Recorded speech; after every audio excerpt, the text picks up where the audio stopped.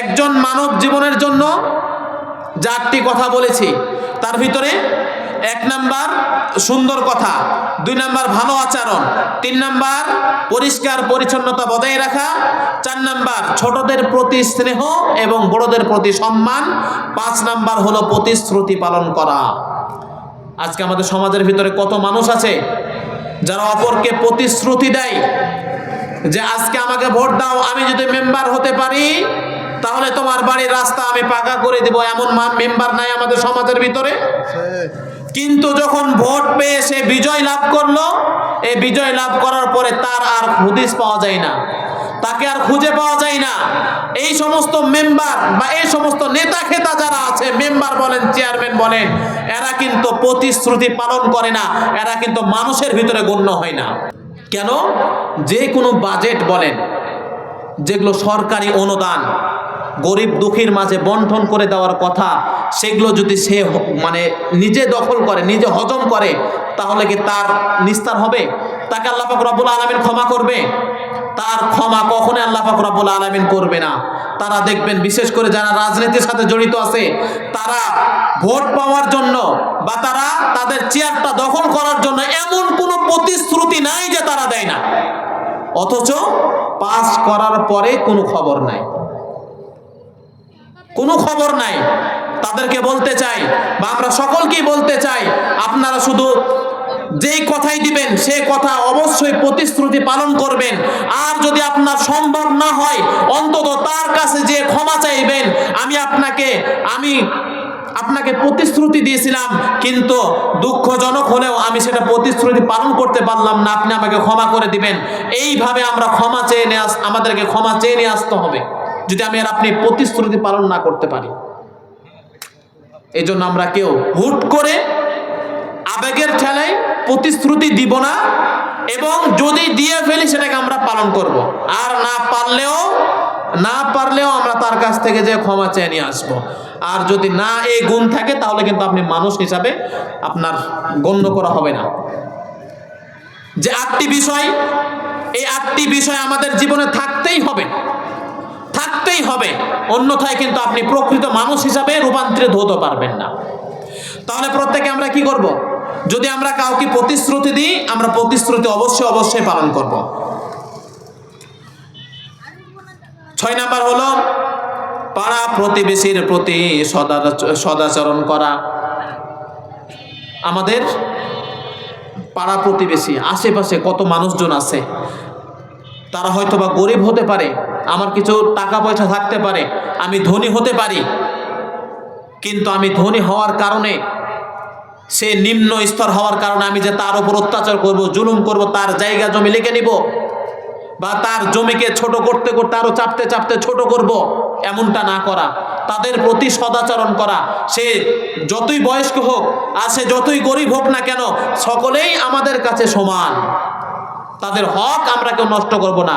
কিন্তু আজকে আমরা যারা একটু প্রভাবশালী আছি, যাদের সম্পর্কে একটু নেতা খেতার সাথে আছে, তারা দেখবেন মানে জায়গা জমি লিখতে টানতে এই নিরীহ ব্যক্তির একটা যে ঘর করবে, সে জায়গাটা পর্যন্ত থাকে না, কারণ ওই যে তার কেস লড়ার মতো শক্তি নাই।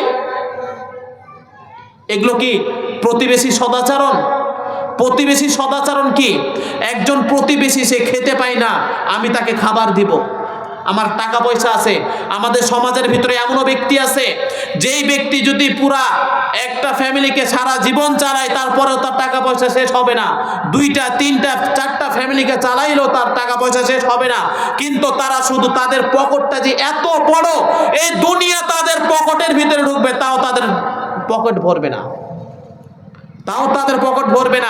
তাদের পকেট তখনই ভরবে যখন তারা গোরস্থানে বা কবরে যাইবে, তাও তার আগে ভরবে না। তাছাড়া আজকে কত মুরব্বী আছে যারা আজকে মানে কোনো তওবা করা ব্যতীত কবরে চলে যাচ্ছে। তাদের অবস্থা কি হবে? এই জন্য অবশ্যই যারা পাড়া প্রতিবেশী আছে, পাড়া প্রতিবেশীর প্রতি অবশ্যই সদাচরণ করা। আমরা প্রত্যেকেই আমার সামর্থ্য যতটুকু আছে ততটুকু, যদি আমি কিছু দিতে নাও পারি, মনে করেন আমি কিছু দিতে পারলাম না, অন্তত তার সাথে ভালো ব্যবহার করা, সে যে গরিব বলে তাকে আমরা তুচ্ছ তাচ্ছিল্য করব তা না করা। 7 নাম্বার হলো অহংকার থেকে বিরত থাকা। অহংকার, আজকে আমরা মানুষ বা আমরা মুসলমানদের পতনের স্রোত একটাই, সেটা হলো অহংকার। আজকে যে আমাদের ভিতরে এত মানে এত পতন হইতেছে, মুসলমানদের যে এত পতন, এই পতনের মূল কারণ হলো অহংকার। যে ব্যক্তি অহংকার করবে তার সব কিছু শেষ। কারণ আল্লাহ রাসূল সাল্লাল্লাহু আলাইহি ওয়াসাল্লাম বলেছেন, ইয়াকুম ওয়াল হাসাদা ফাইন্নাল হাসাদা ইয়াকুলুল হাসানাতি কামা তাকুলুন নারুল আতাব। তোমরা হিংসা হইতে দূরে থাকো, কেননা হিংসা তোমাদের যত নেকি আছে সমস্ত নেকিকে পুড়িয়া ছাই করে দিবে, যেমন একটা আগুন শুকনা কাঠকে ছাই করে ফেলে। আমি আর আপনি অনেক অনেক টাকা পয়সা দান করেছি, আমি আর আপনি এত নামাজ রোজা এত ইবাদত বন্দেগী করছি, কিন্তু আমার ভিতরে অহংকার। আরে আমি 5 বার হজ করে এসেছি, আমার মেলায় টাকা, আমি মেলায় দান ধ্যান করি, আমার একজন গরিবের মেয়ের বিয়ে হয় না, আমি তোর মেয়ের বিয়ে দিয়েছি, এই বলে যে বিভিন্নভাবে অহংকার দেখায়, এই অহংকারের ঠাঁই ইসলামের ভিতরে নাই। তাদের যত আমল আছে, যত দান আছে, যত নামাজ আছে, যত রোজা আছে, যা কিছু আছে, সমস্ত ইবাদত বরবাদ ওই জায়গাতে যদি অহংকার থাকে। এজন্য আমরা কেউ অহংকার করব না, আমরা প্রত্যেকে অহংকার থেকে বিরত থাকবো। হ্যাঁ, আল্লাহ তাআলা আমাকে সামর্থ্য দিয়েছে, আলহামদুলিল্লাহ, আমি তা ব্যয় করব। এটা আল্লাহ তাআলার অশেষ রহমত যে আল্লাহ পাক রব্বুল আলামিন আমাকে দিয়ে আরো 10 জনের উপকার করাচ্ছে।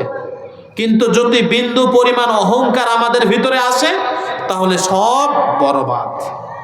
এই জন্য আমরা কখনো অহংকার করব না। 8 নাম্বার হলো মুসলমান যত ভাই আছে সমস্ত ভাইকে ভালোবাসা। আমরা আমাদের সমাজের ভিতরে যত মানুষ বসবাস করে প্রত্যেককেই ভালোবাসা। কেননা আল্লাহ রাসূল সাল্লাল্লাহু আলাইহি ওয়াসাল্লাম বলেছেন, আল মুসলিমু আখুল মুসলিম, একজন মুসলমান আরেকজন মুসলমানের ভাই।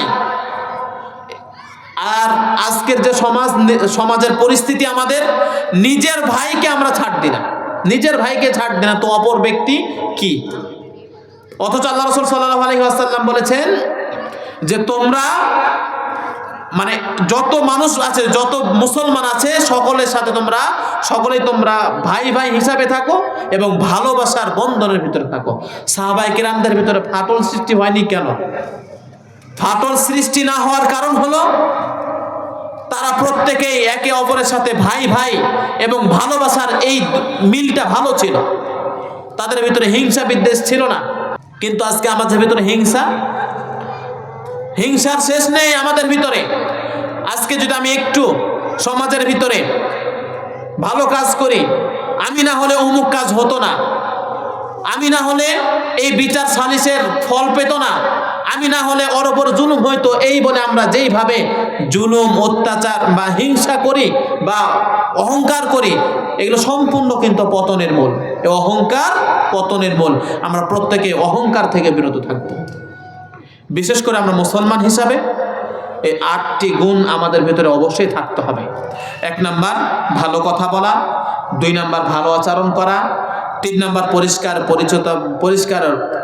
পরিচ্ছন্নতা বজায় রাখা, 4 নাম্বার ছোটদের প্রতি স্নেহ, বড়দের প্রতি ভালোবাসা, 5 নাম্বার প্রতিশ্রুতি যদি আমরা দিই প্রতিশ্রুতি পালন করা, 6 নাম্বার প্রতিবেশীর প্রতি সদাচরণ করা, 7 নাম্বার অহংকার না করা, 8 নাম্বার মুসলমান একে অপরে ভাই ভাই হিসাবে ভালোবাসা বন্ধন বজায় রেখে চলা।